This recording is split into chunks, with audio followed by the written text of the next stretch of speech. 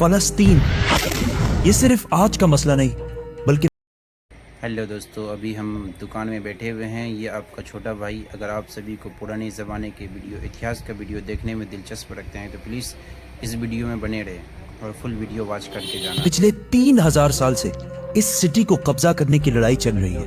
آج سے 3300 سال پہلے اللہ نے موسیٰ علیہ السلام کو حکم دیا کہ بنی اسرائیل یہودی کو ایجپٹ میں فرعون کی غلامی سے نکال کر آزاد کر دو، اور پھر بہت مشکل سے فرعون نے آخر بنی اسرائیل کو آزاد کر دیا. جس کے بعد موسیٰ علیہ السلام بنی اسرائیل کو لے کر فلسطین کے پاس آئے اور کہا کہ اس سٹی پر حملہ کرو، لیکن بنی اسرائیل نے کہا کہ آپ اور آپ کا رب جا کر لڑیں، ہم یہ لڑائی نہیں کرنے والے. جس کی وجہ سے اللہ نے 40 سال تک انہیں اس ڈیزرٹ میں رہنے کی سزا دی، جدھر موسیٰ علیہ السلام پر آسمانی کتاب تورات نازل ہوئی. اور اس تورات کے پہلے chapter the book of Genesis میں کلیئرلی لکھا ہے، صاف صاف لکھا ہے کہ یہ علاقہ فلسطین اللہ نے صرف اور صرف ابراہیم علیہ السلام کی اولاد کے لیے رکھا ہے. جس کی وجہ سے آج تک یہ جتنی لڑائیاں چل رہی ہیں یہ اس لیے ہے کیونکہ یہودی یہ کلیم کرتے ہیں کہ تورات کی اس آیت کے مطابق جروسلم اور فلسطین پر صرف اور صرف بنی اسرائیل کا حق ہے، کیونکہ بنی اسرائیل ابراہیم علیہ السلام کی اولاد اسحاق علیہ السلام کی اولاد میں سے ہے. اینڈ اٹ میک سینس، تب تو ان کو ملنا چاہیے. لیکن تورات میں لکھا ہے کہ یہ علاقہ ابراہیم علیہ السلام کی اولاد کے لیے، صرف اسحاق علیہ السلام کی اولاد کے لیے نہیں. ابراہیم علیہ السلام کے ایک نہیں بلکہ 2 بیٹے تھے، اسحاق اور اسماعیل. اسحاق علیہ السلام was the father of بنی اسرائیل، بٹ اسماعیل علیہ السلام کو عربوں کا فادر سمجھا جاتا ہے. اور یہ بات صرف ہم نہیں، ایون یہودی بھی اس بات کو مانتے ہیں. تو انہی کی کتاب تورات کے مطابق فلسطین پر صرف اسحاق علیہ السلام کی اولاد کا حق نہیں ہے بلکہ اسماعیل علیہ السلام کی اولاد عربوں کا بھی حق ہے. موسیٰ علیہ السلام کے ساتھ 40 سال ڈیزرٹ میں رہنے کے بعد آخر بنی اسرائیل نے یوشع جاشوا کی لیڈرشپ میں فلسطین کو فتح کر لیا. لیکن کچھ ہی عرصے بعد یہ سٹی ان کے ہاتھ سے دوبارہ نکل گئی، اور پھر اگلے 300 سال تک بنی اسرائیل اس سٹی کو دوبارہ حاصل نہیں کر سکے. لیکن 300 سال بعد بنی اسرائیل نے داؤد علیہ السلام کی لیڈرشپ میں اس سٹی جروسلم کو دوبارہ فتح کر لیا، اور ان کے بیٹے سلیمان علیہ السلام نے یہاں پہلی دفعہ اللہ کی عبادت کے لیے ایک مسجد، ایک ٹیمپل بنایا. سلیمان علیہ السلام کے بعد یہودیوں نے فلسطین اور جروسلم پر 400 سال تک حکومت کی. لیکن 400 سال بعد بیبلون عراق میں ایک بہت ہی طاقتور امپائر بن چکی تھی، جس کے بادشاہ بخت نصر نے اپنی امپائر کو بڑھانے کے لیے فلسطین پر حملہ کر دیا اور جروسلم کو تباہ و برباد کر دیا، اور اس کے اندر ہزاروں یہودیوں کو شہید بھی کیا، اور اس ٹیمپل کو بھی تباہ کر دیا جو سلیمان علیہ السلام نے بنایا تھا. اور جتنے یہودی زندہ بچ گئے تھے ان ساروں کو غلام بنا کر اپنے کیپٹل بیبلون عراق لے گیا، اور 70 سال تک یہودی عراقیوں کی غلامی کرتے رہے. لیکن 70 سال بعد عراق پر ایران کے ایک بہت ہی نیک بادشاہ سائرس دی گریٹ نے حملہ کر دیا، جسے ہم ذوالقرنین کے نام سے جانتے ہیں. سائرس دی گریٹ نے عراق کی اس حکومت کو فتح کر لیا، اور یہاں جتنے بھی یہودی تھے ان ساروں کو واپس فلسطین بھیجا، اور انہیں فنڈز بھی دیے کہ واپس جا کر سلیمان علیہ السلام کے ٹیمپل کو دوبارہ بنا جو اس سے پہلے تباہ کر دیا گیا تھا. جس کے بعد یہودیوں نے پھر فلسطین پر 400 سال تک حکومت کی. لیکن پھر ان پر ایک ایسی حکومت نے حملہ کیا جس نے سارے یہودیوں کو یہاں سے 600 سال تک باہر نکال دیا، The Great Roman Empire. اور بنی اسرائیل پر اتنا ظلم کیا جو اس سے پہلے کسی نے بھی نہیں کیا. یہودیوں نے رومن امپائر سے لڑنے کی بھی کوشش کی، لیکن رومن امپائر نے ہزاروں یہودیوں کو قتل کیا، اور حالات اتنے خراب ہوئے کہ یہودی رومن امپائر سے چھپ کر غاروں میں رہنے لگے. اور رومن امپائر نے بیت المقدس، جسے پہلے سلیمان علیہ السلام اور پھر ذوالقرنین نے بنایا تھا، دوبارہ تباہ و برباد کر دیا، اور اس کے بعد یہ ٹیمپل آج تک دوبارہ نہیں بن سکا. رومن امپائر نے فلسطین اور جروسلم پر 600 سال تک حکومت کی. لیکن 600 سال بعد رومن امپائر نے ایک ایسی غلطی کی جو اسے کبھی نہیں کرنی چاہیے تھی. انہوں نے عرب میں بہت ہی تیزی سے پھیلتے ہوئے نئے ریلیجن اسلام پر حملہ کرنے کی کوشش کی. لیکن اسلامک ریلیجن اور خلافت اتنی تیزی سے پھیلتی گئی کہ کچھ ہی سالوں میں رومن اور پرشین امپائر دونوں کو فتح کر لی. جس کے بعد حضرت عمر دنیا کے سب سے طاقتور بادشاہ بن گئے، جن کی حکومت الیگزینڈر دی گریٹ کی امپائر سے بہت بڑی تھی. آخر مسلمان رومن امپائر کو فتح کرتے کرتے جروسلم کے دروازے تک پہنچے. رسول اللہ صلی اللہ علیہ وسلم نے پہلے ہی کہہ دیا تھا کہ مسلمان ایک دن جروسلم ضرور فتح کریں گے. اب مسلمانوں کے پاس 2 آپشن تھے، یا تو جروسلم کو اسی طرح تباہ کیا جائے جو اس سے پہلے باقی بادشاہوں نے کیا تھا، اور یا اس کا سیج محاصرہ کر لیں. آخر 6 مہینے بعد جروسلم کے گورنر سفرونیس نے کہا کہ میں یروشلم صرف ایک ہی شرط میں مسلمانوں کے حوالے کروں گا کہ مسلمانوں کے بادشاہ عمر خود آ کر مجھ سے ملے۔ تو خالد بن ولید رضی اللہ تعالیٰ عنہ نے سوچا کہ اب مسلمانوں کے امیر المومنین کو کیوں ڈسٹرب کیا جائے، تو وہ خود عمر بن کر سفرونیس سے ملنے گئے، کیونکہ خالد بن ولید رضی اللہ تعالیٰ عنہ کی اپیرنس بالکل حضرت عمر سے ملتی جلتی تھی اور دونوں کی ہائٹ بھی بالکل سیم تھی، آلموسٹ 7 فٹ۔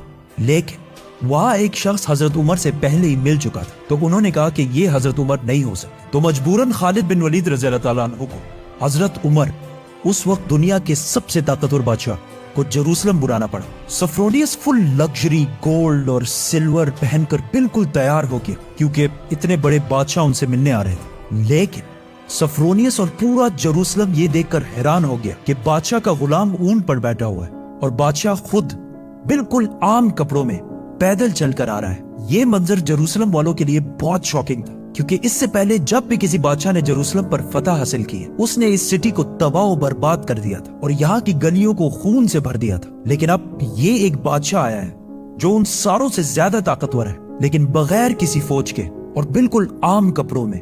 ایسا اس سے پہلے کبھی بھی نہیں ہوا تھا۔ حضرت عمر نے سارے ریلیجنز کو آزادی دی اور بغیر کوئی خون بہائے سفرونیس نے جروسلم کو حضرت عمر کے حوالے کیا، لیکن انہوں نے ایک شرط یہ بھی رکھی کہ مسلمان یہودیوں کو جروسلم آنے کی اجازت نہیں دیں گے۔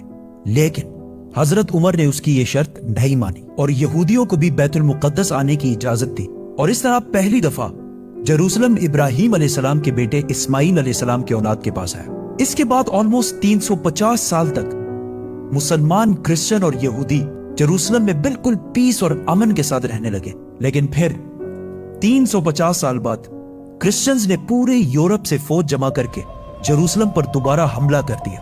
اس وقت مسلمانوں کے آپس میں بہت لڑائیاں چل رہی تھی، جس کا فائدہ اٹھا کر کروسیڈرز نے آسانی سے جروسلم کو فتح کر لیا، اور جروسلم فتح کرنے کے بعد مسلمانوں اور یہودیوں پر انبلیویبل ظلم کیا اور ہزاروں مسلمانوں اور یہودیوں کو شہید کر دیا، اور مسجدوں اور سینیگوگز کو بھی تباہ کر دیا۔ اور ہسٹری میں لکھا ہے کہ کروسیڈرز نے جروسلم کی گلیوں کو مسلمانوں کے خون سے بھر دیا تھا، اور ایون مسجد اقصی کو بھی مسجد سے ایک محل، پیلس میں بدل دیا تھا۔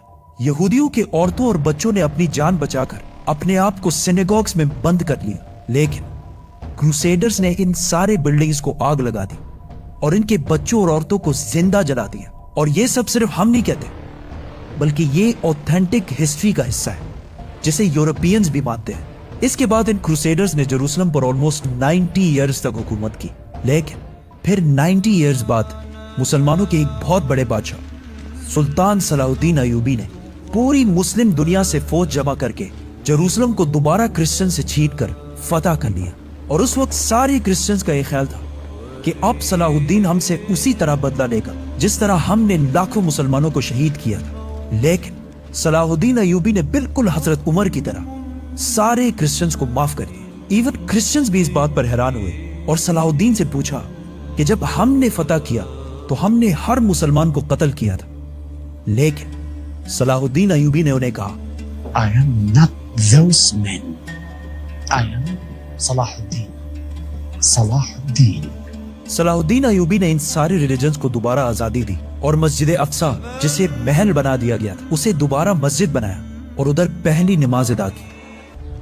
جروسلم کو جب بھی کسی بادشاہ نے فتح کیا ہمیشہ ادھر بہت خون بہایا ہے، سوائے مسلمانوں کے جنہوں نے ہمیشہ بالکل پیس اور امن کے ساتھ اس سٹی کو فتح کیا۔ صلاح الدین ایوبی کے بعد ایک بار پھر سارے ابراہیمک ریلیجنز جروسلم میں بالکل پیس اور امن کے ساتھ 800 سال تک رہے۔ 800 سال۔